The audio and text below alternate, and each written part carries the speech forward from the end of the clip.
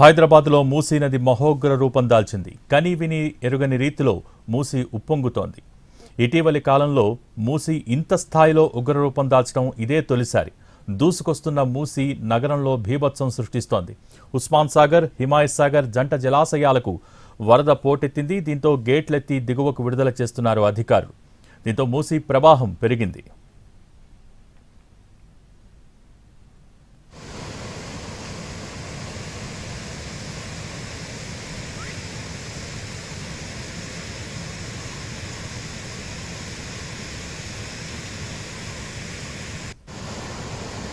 హైదరాబాద్లో మూసీ నది ప్రమాదకర స్థాయిలో ప్రవహిస్తోంది. చాదర్ఘాట్ చిన్న బ్రిడ్జ్, మూసారాంబాగ్ బ్రిడ్జ్ పై నుంచి వరద ఉధృతంగా పారుతోంది. దాంతో వీటిపై రాకపోకల్ని అధికారులు నిలిపివేశారు.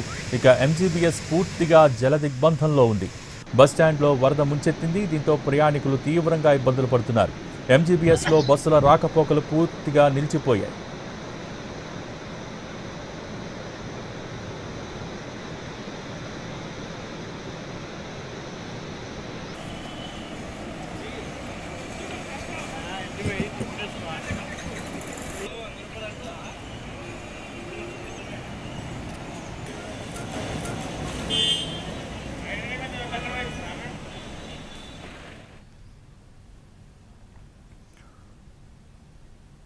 మూసీ తీర ప్రాంతాల్లోని కాలనీలకు వరద పోటెత్తింది. వరద ఉధృతికి చాలా కాలనీలు నీట మునిగిపోయాయి.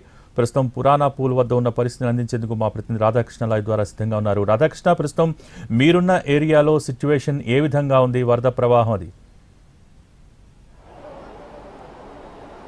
భోగి ప్రస్తుతం నేను పురాణాపూల్ బ్రిడ్జ్ దగ్గర ఉన్నాను. ఇక్కడ పూర్తిగా కూడా ఉగ్ర రూపం దాలుస్తుంది మూసీ అని మనం చెప్పుకోవాలి. దాదాపు 13 ఫీట్ల ఎత్తులో మూసీ నది పొంగి పొర్లుతున్న పరిస్థితి మనకి ఇక్కడ కనబడుతుంది. అలాగే ప్రస్తుతం మనం టెంపుల్ని చూడొచ్చు. ఇది శివాలా ఘాటు, చాలా ఏళ్ల క్రితం నిర్మించింది. నిజాం హయాంలో నిర్మించిన టెంపుల్ ఇది. ఆ టెంపుల్ మొత్తం కూడా పూర్తిగా మునిగిపోయి లోపల నుంచి నీళ్లు, టెంపుల్ లోపల నుంచి నీళ్లు మొత్తం కూడా బయటికి వస్తున్న పరిస్థితి మనకు కనబడుతుంది ఇక్కడ.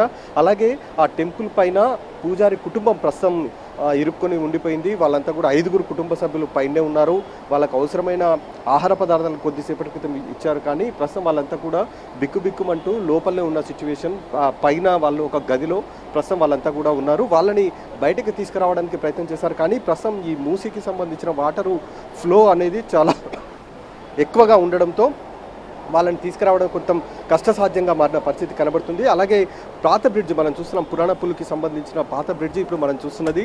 అక్కడ మనకి వాటర్ ఫ్లోకి సంబంధించిన హైట్ సంబంధించిన అది కనబడుతుంది ఒకటి. దాంట్లో దాదాపు 13 ఫీట్లకు పైగా కూడా వాటర్ ప్రస్తుతం ఫ్లో అవుతున్న సిచ్యువేషన్ మనకి ఇక్కడ చూస్తే కనబడుతుంది. ఈ వాటర్ అంతా కూడా ప్రధానంగా వికారాబాద్లో కూర్చిన భారీ వర్షంతో పాటు ఉస్మాన్ సాగర్ అలాగే హిమాయత్ సాగర్ సంబంధించిన గేట్లు ఎత్తివేయడంతో అక్కడి నుంచి వస్తున్న వరద నీరు అంతా కూడా ఇప్పుడు ఈ పురాణాపూల్ మీదుగా వెళ్తుంది. కొద్దిసేపటి క్రితం మనం చూసాం జియాగూడ దగ్గర పూర్తిగా కూడా రోడ్లపైకి నీరు చేరడంతో అక్కడ కూడా రాకపోకలను పూర్తిగా నిలిపివేశారు. ప్రస్తుతం ఇక్కడ కూడా అలాంటి సిచ్యువేషన్ మనకు కనబడుతుంది. పురాణాపూల్ బ్రిడ్జ్ వద్ద మాత్రం వరద తాకిడి చాలా ఉగ్రరూపం దాల్చిందనే మనం చెప్పుకోవచ్చు. లోపల ఒక కుటుంబాన్ని ప్రస్తుతం కాపాడేందుకు ప్రయత్నం చేస్తున్నారు. కానీ ఏ విధంగా కాపాడతారనేది మనం చూడాలి. అలాగే 2 కుక్కలు కూడా ప్రస్తుతం అయితే నీళ్ళల్లో ఇరుక్కుపోయి ఉన్నాయి. ఒకటేమో టెంపుల్ లోపల తిరుగుతుంది, దానికి బయటికి రావడానికి అవకాశం లేకపోవడంతో అది తచ్చాడుతూ ఉన్న పరిస్థితి. మరొక డాగ్ మనకు కనబడుతుంది, ఇక్కడ గోడ పైన కూర్చొని ఉంది. దాన్ని ఈ రెండింటిని కూడా బయటికి తీసుకొచ్చేందుకైతే ఇక్కడ ఉన్న